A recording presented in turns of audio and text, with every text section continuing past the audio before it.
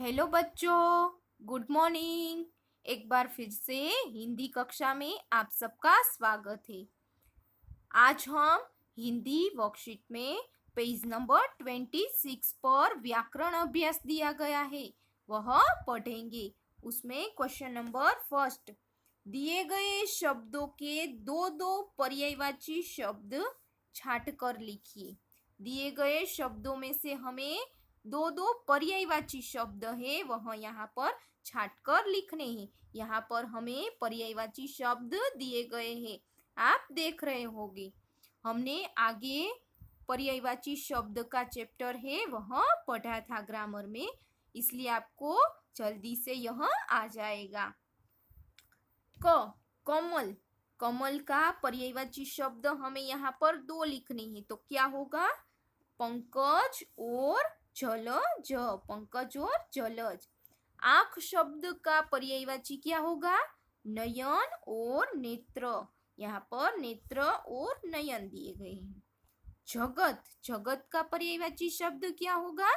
दुनिया और विश्व, दुनिया और विश्व। रास्ता, रास्ता का पर्यायवाची शब्द पथ और राह। अब क्वेश्चन नंबर 2, दिए गए शब्दों से विलोम शब्दों के जोड़ बनाकर लिखो। हमें क्या करना है कि यहाँ पर शब्द दिए गए हैं, हमें विलोम शब्द की जोड़ बनानी है। देखिए हम करते हैं। ऊंचा यहाँ पर दिया गया है, ऊंचा, तो ऊंचा का विलोम शब्द क्या होगा? नीचा। देखिए यहाँ पर दिया गया है, ऊंचा तो नीचा। फिर गरम, गरम क्या क्या होगा? ठंडा, तो यहाँ पर ठंडा दिया गया है। उसके बाद मित्र, मित्र का पर्यायवाची शब्द क्या होगा? शत्रु। मित्र जो होता है उसका अपोजिट वर्ड यानी कि विलोम शब्द तो शत्रु।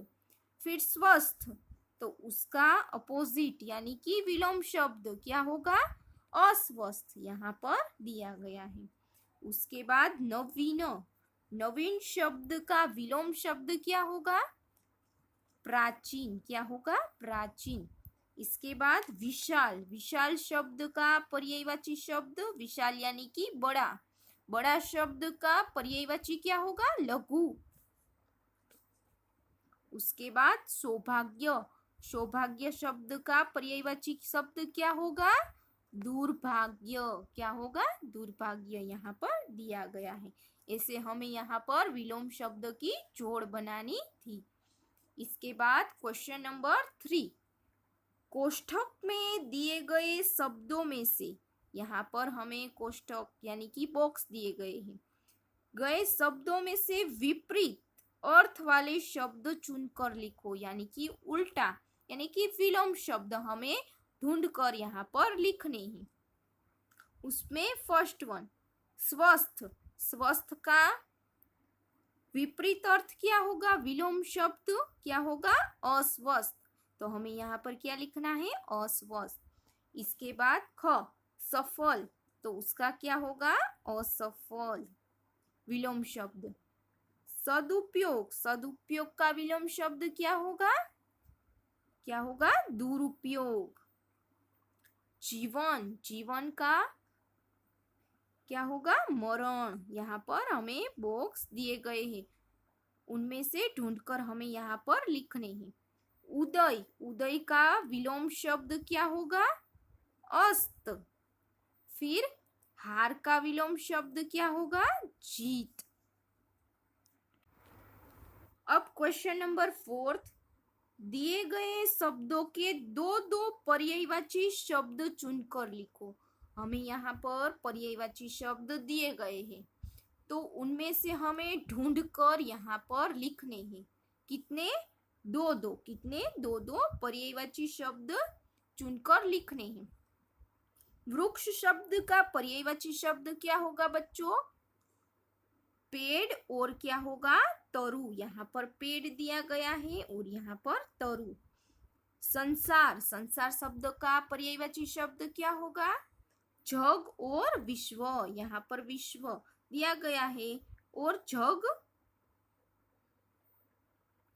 दिया गया है। इसके बाद धरती, धरती शब्द का पर्यायवाची शब्द क्या होगा? पृथ्वी और वसुधा। हमें यहाँ पर ढूंढ के यहाँ पर लिखना है, यहाँ से ढूंढना है और यहाँ पर लिखना है। ये इजी है इसलिए आपको आसानी से आ जाएगा। सूरज शब्द का पर्यायवाची शब्द क्या होगा? सूर्य, यहाँ पर है सूर्य, और भानु, यहाँ पर भानु दिया गया है। इसके बाद हवा, हवा शब्द का पर्यायवाची बच्चों क्या होगा? एक तो वायु और एक दूसरा पवन। इसके बाद प्रकाश, प्रकाश शब्द का पर्यायवाची रोशनी और उजाला। यहाँ पर रोशनी दिया गया है और यहाँ पर उजाला। इसके बाद वर्षा, वर्षा शब्द का पर्यायवाची क्या होगा? वृष्टि और बारिश। यहाँ पर वृष्टि दिया गया है और बारिश यहाँ पे दिया गया है, देखिए आप। इसके बाद जल शब्द का पर्यायवाची शब्द, जल का पानी और नीर। यहाँ पर पानी दिया गया है और यहाँ पे नीर। ओके। इसके बाद क्वेश्चन नंबर 5, निम्नलिखित वाक्यों में से विशेषण छांटकर उनके भेद लिखिए। तो हमें यहाँ पर विशेषण नहीं छांटना है, हमें यहाँ पर सिर्फ क्रिया छांटकर लिखनी है। क्या? सिर्फ क्रिया छांटकर लिखनी है। ओके, यहाँ पर आप लिख लीजिएगा। इसमें क्वेश्चन नंबर 1, बच्चा खिलौने से खेलता है। हमने ग्रामर में पढ़ा था कि क्रिया किसे कहते हैं? कोई काम करते हैं उन्हें हम क्या कहते हैं? क्रिया कहते हैं। बच्चा खिलौने से खेलता है, यहाँ खेलता है वह क्या है? क्रिया है। तो आपको यहाँ पर लिखना है खेलता है। ओके। इसके बाद हाथी पानी पीता है, पीता है तो यहाँ पर आपको क्रिया क्या है? पीने की, पीने की क्रिया है तो पीता है। कुत्ता भौंकता है तो आपको क्या करना है? भौंकने की क्रिया, यहाँ पर भौंकता है से लिखना है। फिर नवल चरखा चलाता है, चलाने की क्रिया है तो चलाता है यहाँ पर आपको लिखना है। इसके बाद राहुल हंस रहा है, राहुल है क्या? कौन सी क्रिया कर रहा है? हंसने की क्रिया कर रहा है तो यहाँ पर क्रिया क्या होगी? हंस रहा है। घोड़ा दौड़ रहा है, घोड़ा है वह दौड़ रहा है, क्रिया क्या कर रहा है? दौड़ने की क्रिया कर रहा है तो आपको यहाँ पर दौड़ रहा है लिखना है। इसके बाद बच्चे शोर मचा रहे हैं, बच्चे हैं वह क्या कर रहे हैं? शोर मचाने की क्रिया कर रहे हैं तो आपको यहाँ पर लिखना है। इसके बाद नौकर खाना पकाता है, नौकर है वह खाने पकाने की क्रिया कर रहा है तो आपको खाना पकाता है यहाँ पर ऐसा लिखना है। अब क्वेश्चन नंबर 6, निम्नलिखित क्रियाओं का अपने वाक्यों में प्रयोग कीजिए। आपको क्या करना है? जो क्रिया है उसको वाक्यों में प्रयोग करना है, यानी कि उसके वाक्य आपको यहाँ पर बनाने हैं। देखिए, देखना, आप देखने की कौन सी क्रिया कर रहे हैं उसका आपको यहाँ पर वाक्य बनाना है, यह आपका होमवर्क होगा। फिर जाना, बनाना, लाना और खरीदना, यह 5 वाक्य है, वह आपको होमवर्क में लिखने हैं अपने आप। ओके। इसके बाद क्वेश्चन नंबर 7, वह हमें अभी नहीं करना है। ओके, उसको मैंने कट कर दिया है। इसके बाद क्वेश्चन नंबर 8, निम्नलिखित वाक्यों को सामान्य भूतकाल में बदलिए। निम्नलिखित वाक्यों को हमें भूतकाल में बदलना है। भूतकाल यानी कि क्या होगा बच्चों? आपको तो पता ही है। अब हम देखते हैं फर्स्ट वन, श्याम घर जाएगा। तो हमें क्या करना है? यहाँ पर उसका भूतकाल यानी कि जो बीत गया है उसको हम क्या कहते हैं? भूतकाल। तो उसका आंसर क्या होगा? श्याम घर गया, यानी कि श्याम है वह घर चला गया है। वह पानी पी रहा है तो क्या होगा? उन्होंने पानी पी लिया। मैं पत्र लिखता हूँ तो उसका भूतकाल क्या होगा? मैंने पत्र लिख लिया। वह गाना गा रही है, वह गाना गा रही है, तो उसका भूतकाल क्या होगा? उन्होंने गाना गा लिया। इसके बाद दीपक ने पत्र पढ़ा होगा, तो उसका भूतकाल क्या होगा? दीपक ने पत्र पढ़ लिया। अब क्वेश्चन नंबर 9, नीचे लिखे एक शब्द के लिए अनेक शब्द लिखिए।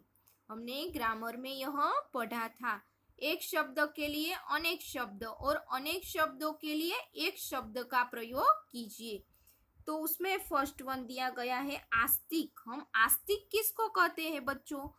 हमने पढ़ा था जो भगवान को मानते हैं उसको हम क्या कहते हैं? आस्तिक। तो इसलिए हमें यहाँ पर लिखना है भगवान को मानने वाला, उसे हम आस्तिक कहते हैं।